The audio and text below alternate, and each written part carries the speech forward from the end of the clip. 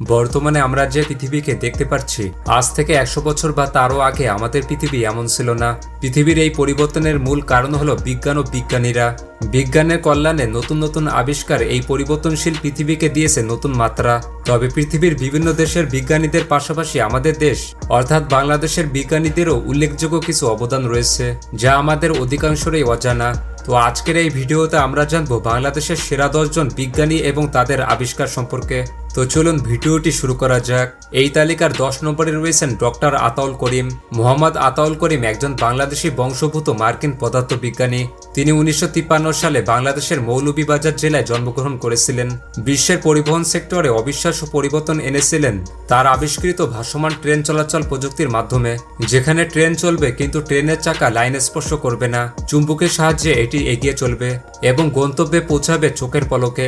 Doctor Ataul Karim মার্কিন যুক্তরাষ্ট্রের দ্রুততম ভাসমান ট্রেন চলাচল প্রযুক্তির বাস্তবায়নে গুরুত্বপূর্ণ অবদান রেখেছেন। তিনি বিশ্বের সেরা 100 জন বিজ্ঞানীর একজন।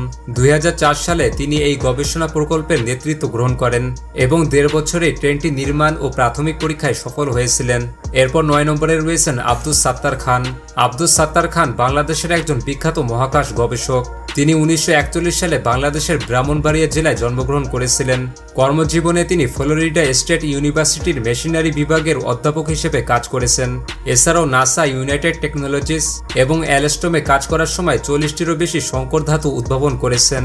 এই সংকর ধাতুগুলো ইঞ্জিনকে আরও হালকা করেছে, যার ফলে বিমানের পক্ষে আরও দ্রুত উড্ডয়ন সম্ভব হয়েছে এবং ট্রেনকে আরও গতিশীল করেছে। তার উদ্ভাবিত সংকর ধাতুগুলো F-16 এবং F-17 যুদ্ধ বিমানের জ্বালানি সাশ্রয় গুরুত্বপূর্ণ ভূমিকা রেখেছে। এরপর 8 নম্বরে রয়েছেন শুভ রায়। শুভ রায় একজন বাংলাদেশি বংশোদ্ভূত মার্কিন বিজ্ঞানী এবং প্রকৌশলী। তিনি 1969 সালে ঢাকায় জন্মগ্রহণ করেছিলেন। তিনি হচ্ছেন প্রথম কৃত্রিম কিডনির আবিষ্কারক। এটি চিকিৎসা বিজ্ঞানে এক অসামান্য কীর্তি। ইউনিভার্সিটি অফ ক্যালিফোর্নিয়ার সহযোগী অধ্যাপক শুভ রায় 2002 সালে তার সহকর্মীদের নিয়ে কৃত্রিম কিডনি তৈরির কাজ শুরু করেন এবং এই দলটি 2012 সালে কৃত্রিম কিডনি তৈরি করতে সক্ষম হয়, যা তারা অন্য প্রাণীর দেহে প্রতিস্থাপন করতে সফল হয়েছেন। ধারণা করা হয় আরও ব্যাপকভাবে বিভিন্ন প্রাণীতে এই কৃত্রিম কিডনির প্রতিস্থাপন ও পরীক্ষার পর এটি মানবদেহে প্রতিস্থাপন করা সম্ভব হবে। এরপর 7 নম্বরে রয়েছেন ফজলুর রহমান খান। ফজলুর রহমান খান ছিলেন একজন বিশ্বখ্যাত বাংলাদেশি বংশোদ্ভূত মার্কিন স্থপতি এবং পুরকৌশলী। তিনি 1929 সালে ঢাকায় জন্মগ্রহণ করেছিলেন। তিনি খান আহসানুল্লাহ ইঞ্জিনিয়ারিং কলেজে অধ্যাপকের পদে নিযুক্ত ছিলেন। তিনি পৃথিবীর অন্যতম উচ্চ ভবন শিকাগোর সিয়াস টাওয়ার, বর্তমান উইলিস টাওয়ারের নকশা প্রণয়ন করেন। 1974 সালে নির্মিত এই ভবনটি প্রায় 30 বছর ধরে বিশ্বের উচ্চতম ভবন ছিল। ফজলুর রহমান খান আন্তর্জাতিক গগনচুম্বী ও নগরায়ণ পরিষদের চেয়ারম্যান ছিলেন। তার অন্যান্য অবদানের মধ্যে রয়েছে শিকাগোর জন হ্যানকক সেন্টার, বাদশাহ আব্দুল আজিজ আন্তর্জাতিক বিমানবন্দরের হজ টার্মিনাল এবং বাদশাহ আব্দুল আজিজ বিশ্ববিদ্যালয়ের স্থাপত্য মডেল অঙ্কন। এরপর 6 নম্বরে রয়েছেন অধ্যাপক আবুল হুসাম। অধ্যাপক আবুল হুসাম একজন বাংলাদেশি বিজ্ঞানী। তিনি 1952 সালে বাংলাদেশের কুষ্টিয়া জেলায় জন্মগ্রহণ করেছিলেন। তিনি দীর্ঘদিন গবেষণা করে কম খরচে ভূগর্ভস্থ আর্সেনিকযুক্ত পানি পরিশোধনের পদ্ধতি আবিষ্কার করেছেন। তার কর্মজীবনের এক বৃহৎ অংশ কাটিয়েছেন ভার্জিনিয়াতে গবেষণা কাজের জন্য। সেখানে তিনি বাংলাদেশ ও পূর্ব ভারতীয় ভূখণ্ডের ভূগর্ভস্থ পানিতে থাকা আর্সেনিক ও এর প্রতিকার নিয়ে গবেষণা করেন। তিনি এবং তার ছোট ভাই ডক্টর আবুল মুনির দুইজনে মিলে তৈরি করেন সোনোফিল্টার নামের খাবার পানি থেকে আর্সেনিক নিষ্কাশন করার যন্ত্র। তাদের তৈরি এই যন্ত্র টাইমস ম্যাগাজিনের দৃষ্টিতে 2007 সালে পরিবেশ বিষয়ক অন্যতম সেরা আবিষ্কার হিসেবে নির্বাচিত হয়েছিল। বিভিন্ন আন্তর্জাতিক ও প্রখ্যাত জার্নালে অধ্যাপক হুসামের প্রায় শতাধিক প্রকাশনা রয়েছে।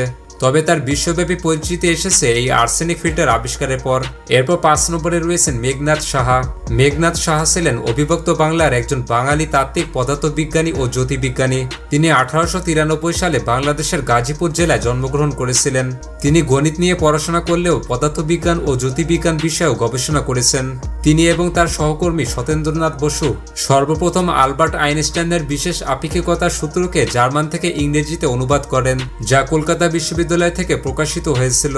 তিনি পরমাণু বিজ্ঞান, আয়নমণ্ডল, পঞ্জিকা সংস্কার, বন্যা প্রতিরোধ এবং নদী পরিকল্পনা নিয়ে ব্যাপক অবদান রেখেছিলেন। এরপর 4 নম্বরে রয়েছেন প্রফুল্ল চন্দ্র রায়। স্যার প্রফুল্ল চন্দ্র রায় ছিলেন একজন প্রখ্যাত বাঙালি রসায়নবিদ, শিক্ষক, দার্শনিক ও কবি, যিনি পিসি রায় নামেও পরিচিত। তিনি 1861 সালে বাংলাদেশের খুলনা জেলায় জন্মগ্রহণ করেছিলেন। তিনি নিজের বাসভবনে দেশীয় ভেষজ নিয়ে গবেষণার মাধ্যমে তার গবেষণা কর্ম শুরু করেছিলেন। এই গবেষণা স্থল থেকেই পরবর্তীকালে ব্যাংক মঙ্গল কেমিক্যালসের প্রতিষ্ঠাতা হয় এবং 1895 সালে তিনি মার্কিউরাস নাইট্রাইট আবিষ্কার করেন, যা বিশ্বব্যাপী আলোড়নের সৃষ্টি করে। এটি তার অন্যতম প্রধান আবিষ্কার। তিনি তার সমগ্র জীবনে মোট 12টি যৌগিক লবণ এবং 5টি থাও এস্টার আবিষ্কার করেন। তাই বলা যায় বিংশ শতাব্দীর শুরুর দিকে ভারতীয় উপমহাদেশের শিল্পায়নে প্রফুল্লচন্দ্র রায়ের ভূমিকা অনস্বীকার্য। এরপর 3 নম্বরে রয়েছেন ডক্টর মাকসুদুল আলম। মাকসুদুল আলম একজন বাংলাদেশি জিনতত্ত্ববিদ। তিনি 1954 সালে বাংলাদেশের ফরিদপুর জেলায় জন্মগ্রহণ করেছিলেন। তিনি 2008 সালে বাংলাদেশের 42 জন বিজ্ঞানী ও প্রযুক্তিবিদদের নিয়ে স্বপ্নযাত্রা নামক একটি উদ্যোগের মাধ্যমে পাটের জিন নকশা গবেষণার সূত্রপাত করেন। তার নেতৃত্বে ঢাকা বিশ্ববিদ্যালয়, বাংলাদেশ পাট গবেষণা ইনস্টিটিউট এবং তথ্য প্রযুক্তি প্রতিষ্ঠান ডাটাসফটের একদল উদ্যমী গবেষকের যৌথ প্রচেষ্টায় 2010 সালের মাঝামাঝি সময় সফলভাবে উন্মোচিত হয় পাটের জিন নকশা। এছাড়াও তিনি 2012 সালে পাটের জন্য ক্ষতিকর ছত্রাক জিনোম সিকোয়েন্স উদ্ঘাটনে বাংলাদেশের একটি গবেষণা দলের নেতৃত্ব দেন। এরপর 2 নম্বরে রয়েছেন ডক্টর কুদরাতে খুদা। ডক্টর কুদরাতে খুদা ছিলেন একজন বাংলাদেশি রসায়নবিদ, গ্রন্থকার এবং শিক্ষাবিদ। তিনি গবেষণার প্রথম দিকে স্টিরিও রসায়ন নিয়ে গবেষণা শুরু করেন। পরবর্তীতে তার গবেষণার বিষয়বস্তু ছিল বনৌষধি, পাট, লবণ, কাঠ, কয়লা, মৃত্তিকা ও অন্যান্য খনিজ পদার্থ। বিজ্ঞানী হিসেবে তার ও তার সহকর্মীদের 18টি আবিষ্কারের পেটেন্ট রয়েছে, যার মধ্যে 9টি পাট সংক্রান্ত। এর মধ্যে পার্টেক্স কাঠ কুদরাতে খুদার বিশেষ অবদান। এছাড়াও তিনি প্রথম প্রমাণ করেন যে সমুদ্রের পানিতে লবণ ছাড়াও প্রচুর পরিমাণে ম্যাগনেসিয়াম সালফেট, ম্যাগনেসিয়াম ক্লোরাইড ও স্বল্প মাত্রায় ব্রোমিন থাকে। এরপর 1 নম্বরে রয়েছেন জগদীশচন্দ্র বসু। উদ্ভিদে প্রাণের অস্তিত্ব সর্বপ্রথম অনুভব করেছিলেন বাংলাদেশের প্রথম আধুনিক বিজ্ঞানী জগদীশচন্দ্র বসু। তিনি 1858 সালে বাংলাদেশের ময়মনসিংহে জন্মগ্রহণ করেছিলেন। 1900 সালের আগে বিজ্ঞানী জগদীশচন্দ্র বসু শুধুমাত্র পদার্থবিজ্ঞান নিয়ে গবেষণা করতেন। এক পর্যায়ে পদার্থবিজ্ঞানের পাশাপাশি তার জীববিজ্ঞানের প্রতিও আগ্রহ সৃষ্টি হয়। বিভিন্ন অবস্থায় উদ্ভিদ কেমন সাড়া দেয় তা দেখার জন্য তিনি গাজর, মূলা, বাদাম, শালগম সহ বেশ কয়েকটি উদ্ভিদ নিয়ে গবেষণা করেন। গবেষণার এক পর্যায়ে তিনি মনে করেন বিদ্যুৎ প্রবাহে উদ্ভিদও উত্তেজনা অনুভব করে এবং সাড়া দিতে পারে, অর্থাৎ উদ্ভিদেরও প্রাণ আছে। 1910 সালের দিকে তিনি তার গবেষণার পূর্ণাঙ্গ ফলাফল একটি বই আকারে প্রকাশ করেন। বইটির নাম ছিল জীব ও জ্বরের সাড়া। সেই সময় এই বইটি পৃথিবী জুড়ে ব্যাপক আলোড়ন তৈরি করে, যার ফলে জগদীশচন্দ্র বসু পৃথিবী জুড়ে ব্যাপক পরিচিতি লাভ করেন। তো এই ছিল বাংলাদেশের সেরা 10 জন বিজ্ঞানী ও তাদের আবিষ্কার। এবং আপনি যদি বাংলাদেশের সেরা 20টি জাদুঘর সম্পর্কে জানতে চান তাহলে পাশের ভিডিওটি ক্লিক করুন।